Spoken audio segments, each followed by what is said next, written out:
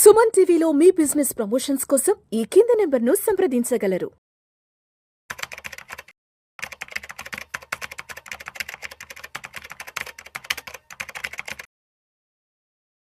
Sir నమస్తే sir. నమస్తే.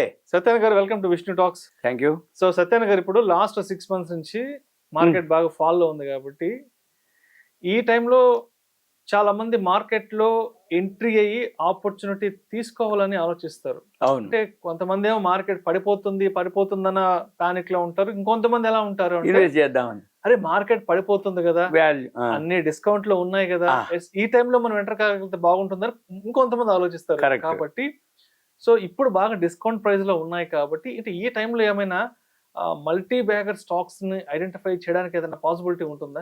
ఉంటుంది. ఎలా అనేది చూద్దాం.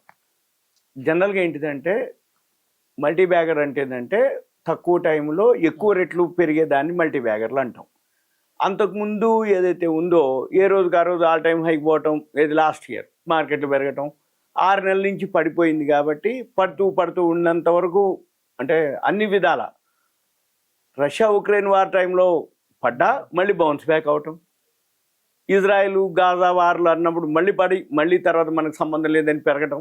అయితే చాలామందికి ఇంత ఫాల్ చూడలే.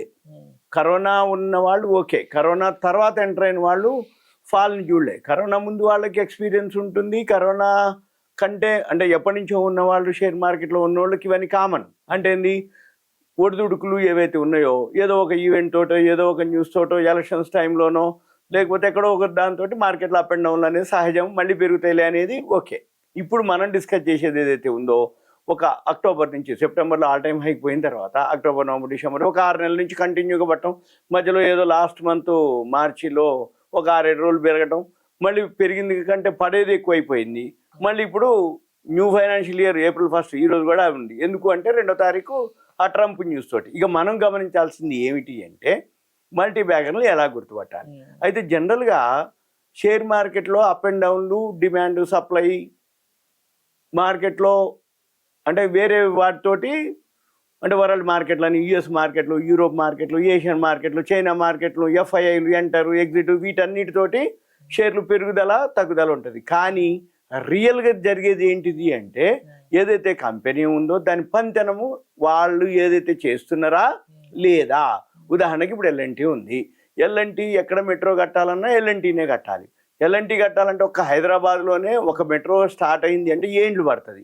కానీ దానికి ఒక ఆర్డర్ బుక్ అని ఉంటుంది. ఇప్పుడు సపోజ్ హైదరాబాద్లోనే మొన్న గవర్నమెంట్ ఫామ్ చేయడం అంటే ఏంది, మియాపూర్ నుంచి మన పటాన్ చెరు వరకు మెట్రో ఇటువైపు అంటే ఏంది, వెస్ట్ టు సౌత్కి అంటే ఎయిర్పోర్ట్ వరకు, ఓల్డ్ సిటీ నుంచి మళ్ళీ ఇటు నార్త్ వైపు ఇట్లా అనేది మన యాదగిరిగుట్ట అని ఇట్లా ఎక్కడెక్కడికి మెట్రోలు పెంచుకుంటూ పోతారు.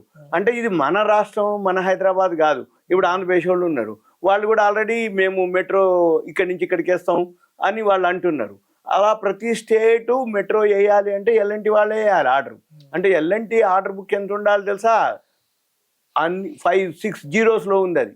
అంటే మనం ఫిగర్లు చెప్పట్లేదు ఇప్పుడు, ఓన్లీ మన పని ఏంటిది అంటే ఎవరైతే ఈ వీడియో చూస్తున్నారో వాళ్ళు ఏం చేయాలంటే సింపుల్గా ఆర్డర్ బుక్ అని ఒకటి కాలం పెట్టుకొని ఏ కంపెనీలకి అన్నిటికీ ఇప్పుడు సపోజ్ మొన్న బడ్జెట్లో ఏదైతే కేటాయింపులు జరిగినాయి, డిఫెన్స్ అని, రియల్ ఎస్టేట్ అని, national highway authority of India అని, సోలార్ పవర్లని, సూర్యగర్ అని, హర్గల్ మన నీళ్లు ఏవైతే ఉంటాయో వాటికని, ఇలా ఏవైతే స్కీమ్స్ ఉన్నాయో 50,96,000 కోట్ల రూపాయల బడ్జెట్ జరిగింది సెంట్రల్ బడ్జెట్.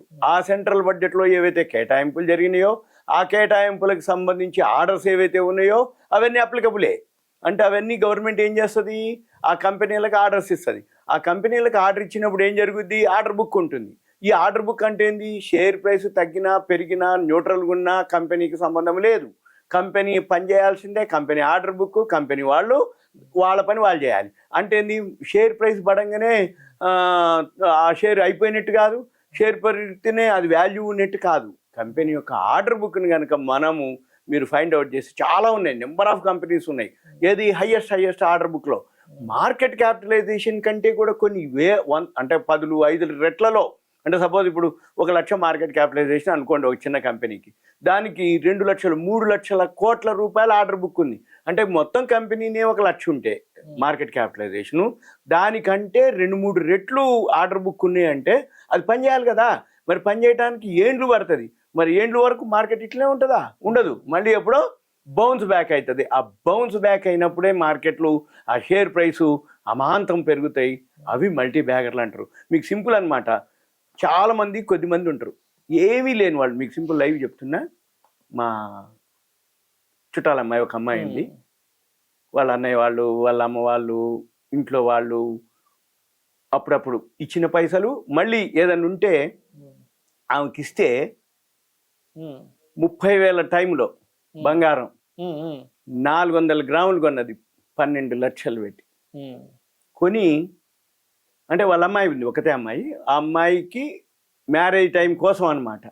మ్యారేజ్ అవుతుంది, మార్కెట్స్ అంతగా లేదు, అన్ని ఎసెట్స్ రూపంలో ఉన్నాయి, ఇల్లు జాగాలు ఏవో ఉంటాయి, అవన్నీ మనం అమ్మితే ఇమీడియట్గా రావు అని చెప్పేసి అంటే అక్కర్లేదు మేము ఎంత ఇస్తారంటారు. అప్పటికి 50,000 ఉంది అది బంగారం ధర. అంటే ఎంత? నేను 20 లక్షలు కట్నం ఇస్తాను.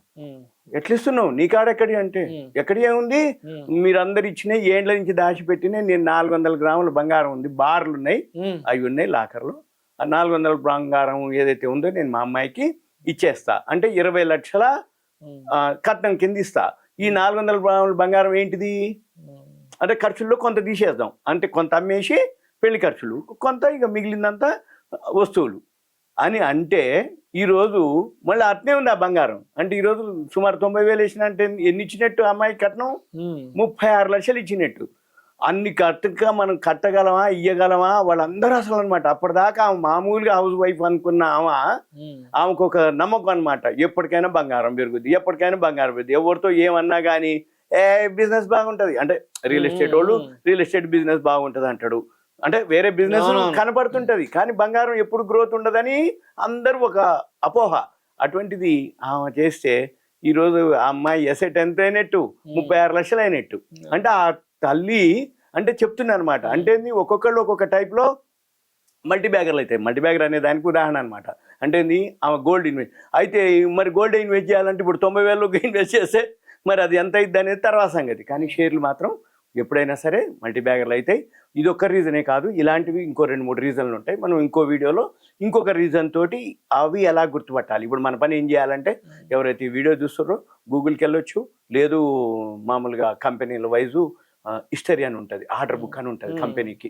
L&T అని, బొండాడా అని, అశోక్ లీలాండ్ అని, హిందుస్థాన్ ఏరోనాటిక్స్ అని, గార్డెన్ రీచ్ షిప్ బిల్డర్స్ అని డైలీ పేపర్లో పడుతూ ఉంటాయి.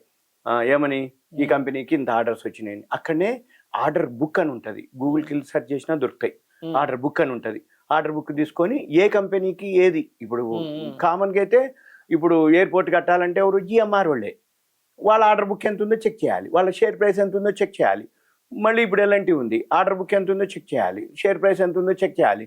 ఏ రోజుకి ఆ రోజు ఏ ఆర్డర్ బుక్ అంటే ఏ కంపెనీకి ఎంతెంత ఆర్డర్లు వస్తుందో డైలీ పేపర్లో వస్తాయి, మనీ కంట్రోల్లో వస్తాయి, money.readfలో వస్తాయి, economic times, business line, business standard అన్నిట్లో ఆర్డర్ బుక్ అని ఉంటుంది. మనం అవి కనుక నోట్స్ రాసుకోగలిగితే అవి రాబోయే రోజుల్లో మార్కెట్ ఎప్పుడో ఒక దగ్గర మళ్ళీ రివర్స్ అవుతుంది, బౌన్స్ బ్యాక్ అయింది. ఎప్పుడు ఏముండదు, ఏదో ఒక ఈవెంట్ తోటి మార్కెట్లు పట్టడం జరుగుతుంది, మళ్ళీ ఏదో ఒక రీజన్ తోటి మళ్ళీ మార్కెట్లు పైకి పోవటం జరుగుతుంది. ఉదాహరణ కరోనా ఉంది, కరోనా మళ్ళీ వస్తుందా? మళ్ళీ ఇక రాదు. ఆ రేట్లు వస్తాయా? రావు. మళ్ళీ ఇంకోసారి ఇప్పుడు రష్యా ఉక్రెయిన్ వారు ఉంది, మళ్ళీ వస్తుందా? వారు రాదు. కాకపోతే మనకు తెలియదు ఏ టైంలో ఏ రూపంలో జరుగుతాయి. ఇప్పుడు సపోజ్ ట్రంప్ ఉంది, ట్రంప్ గెలిచిండు, ట్రంప్ గెలిస్తే ఓకే అనుకుర్రు, మరి ఇట్లా జరుగుద్దని ఎవరు అనుకోలేదు కదా. ఇప్పుడు గోల్డ్ ఒకప్పుడు ఎవరిని అడిగినా అది ఏమరాబ్బా ఏమొస్తుంది అనుకోండి. ఒకప్పుడు అంత రియల్ ఎస్టేట్ అయితే తప్ప అబ్బా అదే బిజినెస్ అనుకోరు. మరి రియల్ ఎస్టేట్ ఇప్పుడు సుమారు ఒక 1.5 అంటే మనకి పోయింది. అంటే స్తబ్దత అనుకోండి, మైనస్ అనుకోండి, ఇన్వెస్ట్ చేసిన వాళ్ళు వడ్డీలు కట్టలేక అనుకోండి, లేకపోతే బిజినెస్ చేద్దాం అనుకున్న వాళ్ళు మార్కెట్ లేక అప్ అండ్ డౌన్లు అవ్వటం, ఇంకో బిజినెస్ చేయడానికి ధైర్యం తెరిపోక, ఇవన్నీ ఎప్పుడు ఏదో ఒకటి ఏం జరుగుద్దో తెలియదు. కాకపోతే మనం గుర్తుపట్టి ఇన్వెస్ట్ చేసి లాంగ్ టర్మ్లో ఉంటే ఈ మల్టీ బ్యాగర్లు ఈజీగా దొరుకుతాయి. ఇది మనం ఫస్ట్ ఏం చేయాలంటే ఆర్డర్ బుక్ ఒకటి కాదు. ఇంకా మీకు ఏదన్నా డౌట్స్ ఉంటే అదే గూగుల్ సెర్చ్ చేస్తే దొరుకుతాయి. Thank you sir. Okay, thank you.